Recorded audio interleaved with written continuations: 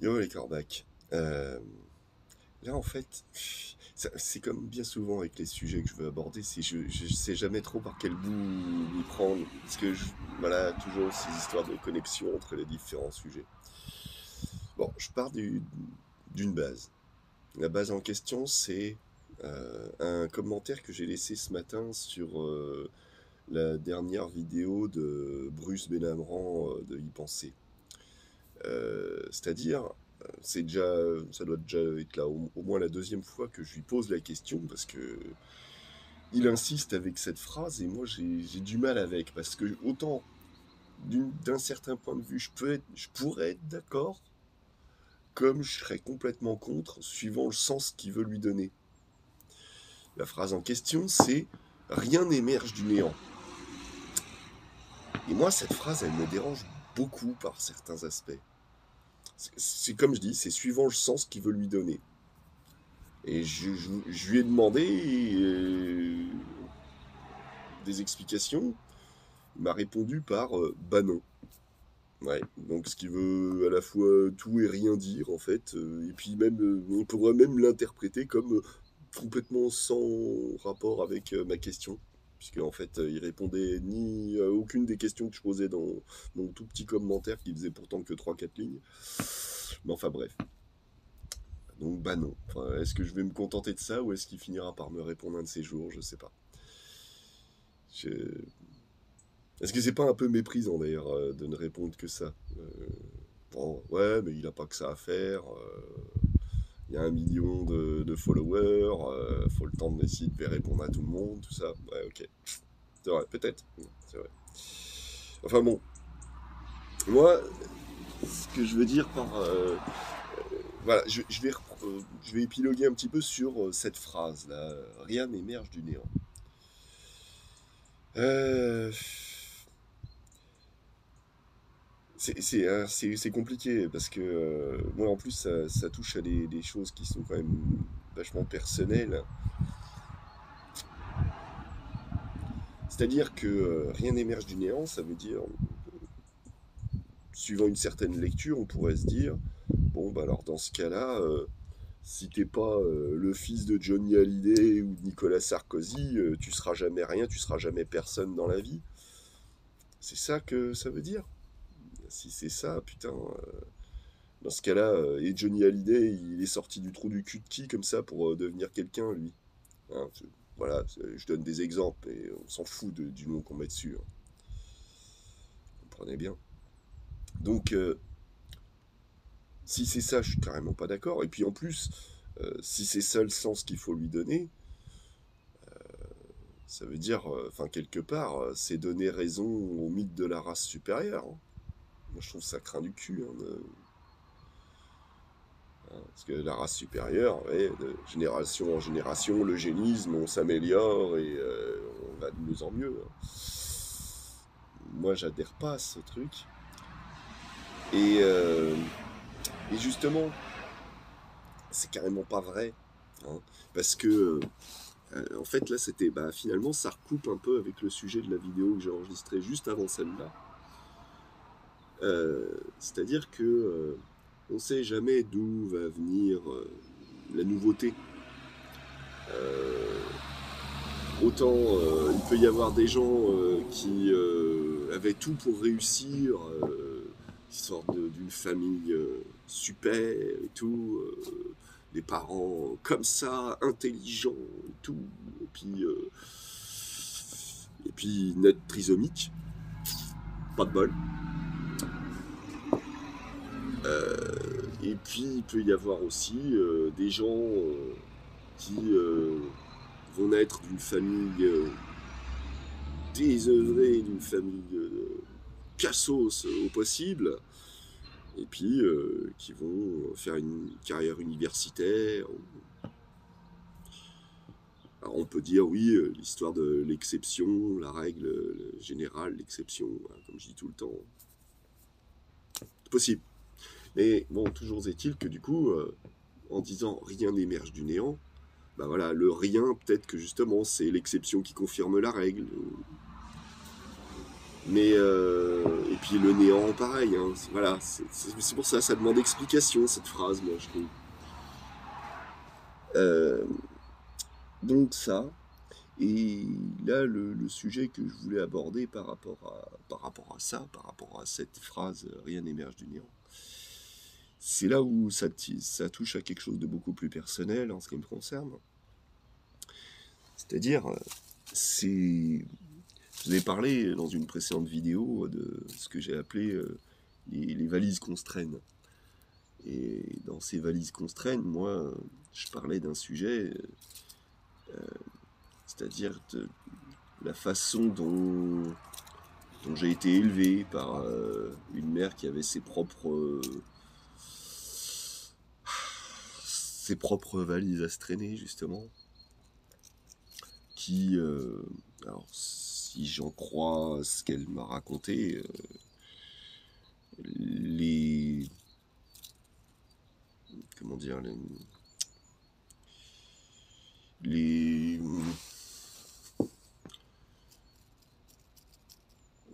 merde, j'ai du mal à retrouver mes mots. Ce que je veux dire, c'est les propres inhibitions, ses propres... oui, bon, on va se contenter d'inhibition, voilà. C'est pas le mot que je voulais, mais c'est pas grave, ça va faire le taf. Qu'elle s'est traînée elle-même lui viendrait finalement, de la façon dont elle s'est sentie, je dirais, maltraitée par son propre père, dont elle s'est sentie, comment dire, oui, enfin, pas mal, enfin, le terme de maltraité est peut-être un peu fort, mais rabaissé, moins considéré que ses frères et sœurs qui, eux, ont été plus considérés comme des intellectuels. Hein. Ce côté, comme ça, dans la famille, à avoir beaucoup de considération pour l'intellectualité, je dirais, pour inventer un mot. Mais qui est à la fois une source de souffrance, j'ai envie de dire. Hein. C'est aussi bien une source de fierté qu'une source de souffrance. Comme si, parce que mon grand-père, qui lui a bossé à la SNCF, il a commencé à bosser sur les voies, hein, au bas de l'échelle, et puis il a été repéré par un mec qui lui était un ingénieur, et le mec lui a dit, mais dis donc, mais toi t'es pas la moitié d'un con, ça serait bien que tu continues tes études et que tu nous fasses profiter de ton talent. Et c'est ce qu'il a fait. Et effectivement, il a grimpé les échelons année après année, après beaucoup de boulot. Il est devenu lui-même, alors, je ne sais pas s'il avait le statut d'ingénieur, enfin, disons équivalent. Hein, quand il a pris sa retraite, mon grand-père, voilà, il était demandé à l'international. Hein, ils auraient bien voulu qu'il continue un petit peu plus, mais sauf que le cancer en a décidé autrement. Donc, bref, cet homme qui était quand même pas la moitié d'un con. Hein. Ma mère s'est sentie rabaissée par lui. Elle en a beaucoup souffert toute sa vie. Et en définitive, j'ai l'impression que ça fait partie des choses qu'elle nous a transmises à ma sœur et moi. Alors, est-ce que c'est génétiquement qu'elle nous l'a transmis? Est-ce que c'est épigénétiquement? Est-ce que c'est culturellement? Je ne saurais pas dire précisément dans le détail. Toujours est-il que voilà, ça a été passé. Elle nous a passé le relais. Et le problème, c'est que du coup, bon, c'est pas évident de faire le tri hein, dans ces informations me concernant. Mais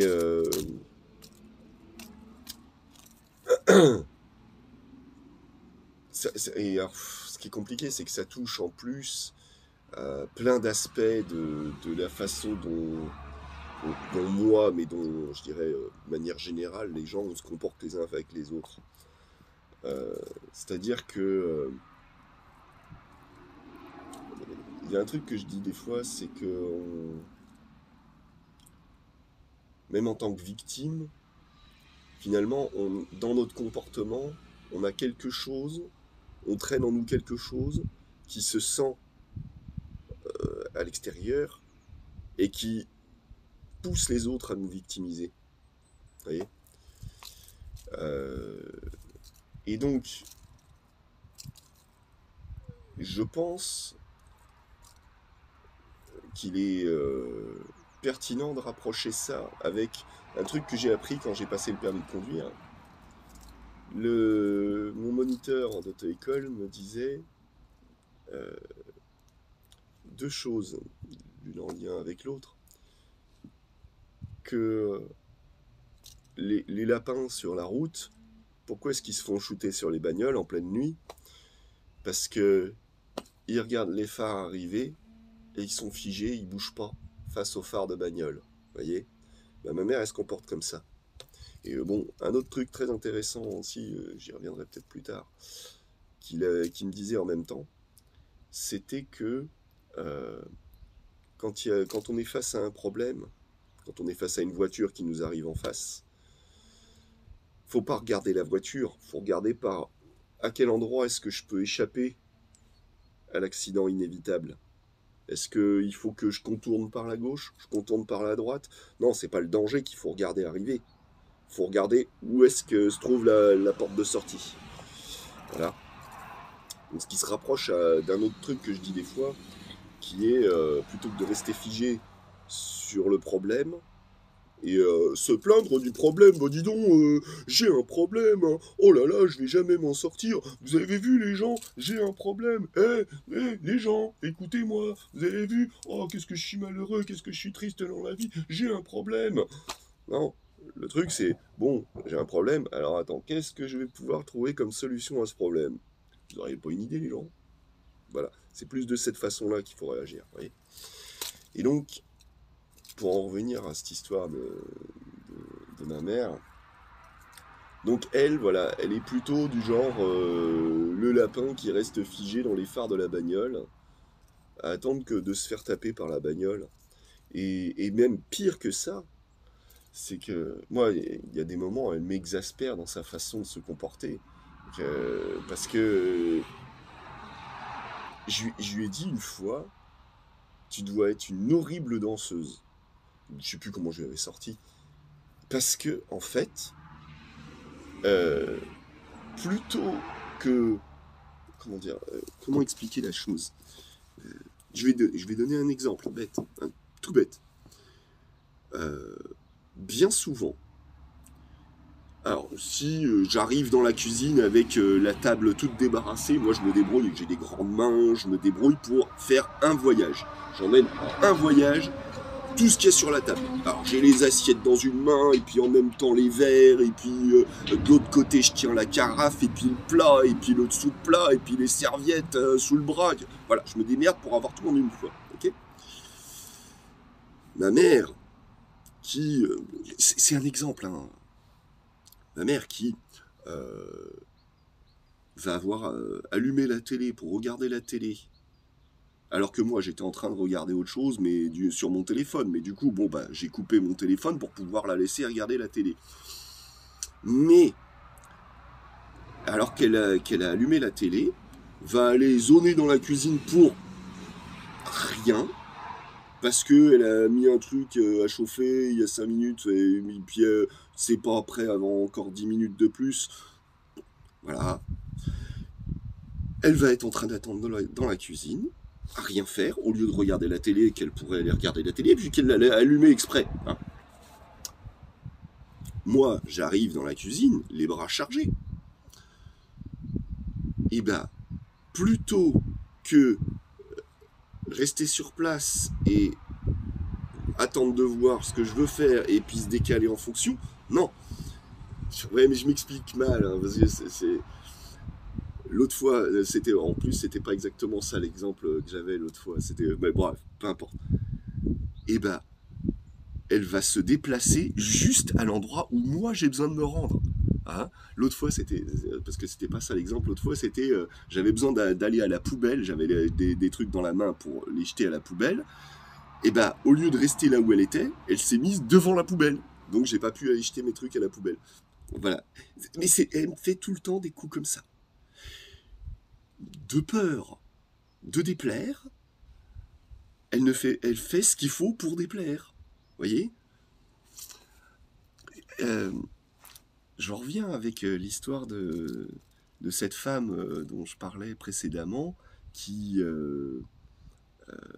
qui avait eu, qui avait senti l'odeur de son mari changer, et qui donc avait cette faculté de détecter l'odeur de Parkinson. Et donc, de peur de se taper la honte, nous aurait privé de son talent pour éviter la honte. Donc c'est pour ça que je mélange un peu tout, putain, pardon, je sais, c'est mon esprit, je suis comme ça, désolé.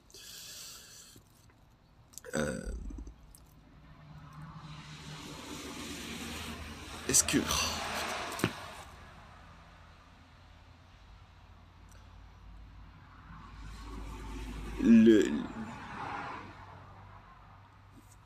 Comment dire? Putain.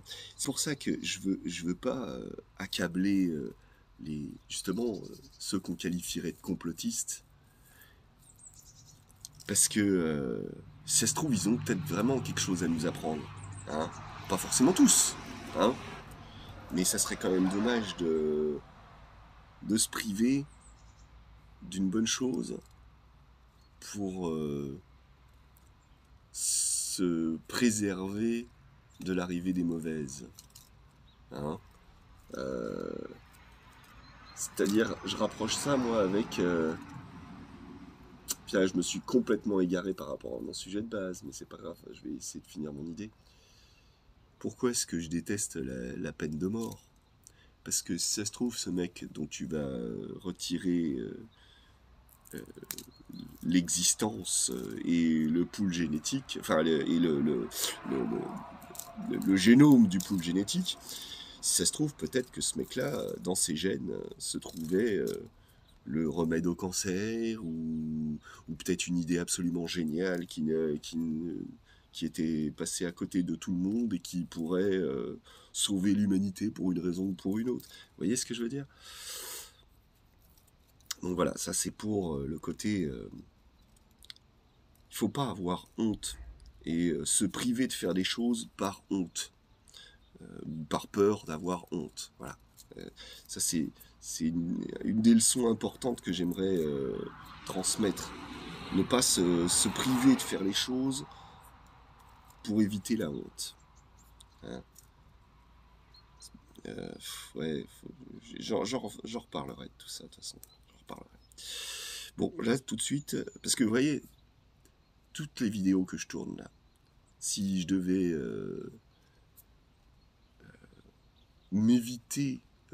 éviter de prendre le risque de me taper la honte, mais j'en aurais tourné aucune. Vous voyez? Pourtant, c'est peut-être pas tout de très bonne qualité, hein, tout ce que j'ai tourné. Hein. Enfin, tourné, je sais pas si on peut dire le terme de tourner dans ce cas. Enfin, ouais. Mais c'est peut-être pas tout de très bonne qualité, mais n'empêche que je l'ai fait. Et que si je l'avais pas fait, eh ben, il n'y aurait pas de qualité du tout. Voilà. Donc non, je suis content même si je vais me taper la honte, je m'en bats les couilles. Voilà. Faut qu'il y ait des gens qui aient le courage de s'en battre les couilles des fois. Pour parfois faire apporter quand même leur pierre à l'édifice, même si leur pierre elle est un petit peu toute biscornue, pas très carrée. Mais c'est pas grave. Ils l'ont apporté quand même. Et donc, ouais, moi c'est comme ça que je veux apporter ma pierre à l'édifice. Donc je vais essayer de revenir sur le sujet de base de cette vidéo, qui était non pas des griefs que je pourrais avoir à l'encontre de ma mère, parce que c'est pas comme ça qu'il faut entendre les choses. C'est plutôt comment essayer d'éviter de reproduire ces mêmes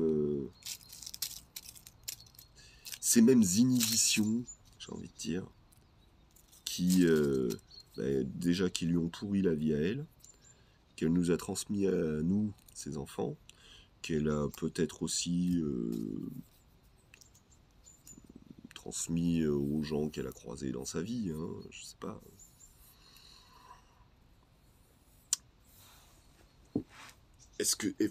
Ensuite, est-ce que vraiment c'était une mauvaise chose? Je sais pas non plus. Hein, j'ai pas les réponses à tout ça. Moi, ce que je vois, c'est ce sentiment de malaise qui me reste voilà, de la façon dont j'ai vécu tout ça,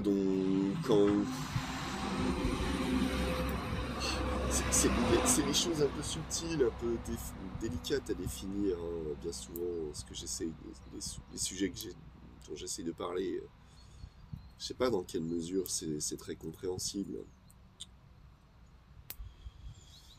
Est-ce que je ferais pas mieux de m'arrêter là pour tout de suite et puis d'en reparler une prochaine fois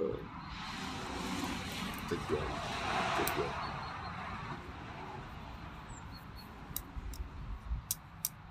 Ouais, je crois que je vais m'arrêter là, c'est pas grave, tant pis. Peut-être un peu foiré, mais je pense que j'ai quand même abordé 2-3 points intéressants. Et puis j'y reviendrai, bon, ça se trouve peut-être tout à l'heure, peut-être que je reviendrai enregistrer des trucs. Euh, Si, sinon, bon, bonne nouvelle, j'ai bien dormi cette nuit quand même. Donc il semblerait que ça aille un petit peu mieux. Mon Covid à 2 balles. Euh, je me suis même remis à la couture ce matin. Voilà, ça c'est plutôt bonne nouvelle, je suis plutôt content. Donc là, je vais aller faire du thé et je vais aller m'y remettre. Et puis, si le temps que je refasse ce que j'ai envie de faire en couture, si le soleil n'est pas déjà couché, je reviendrai peut-être réenregistrer une ou deux vidéos de plus. Voilà. Et ben, allez, ciao les corbeaux, et à bientôt.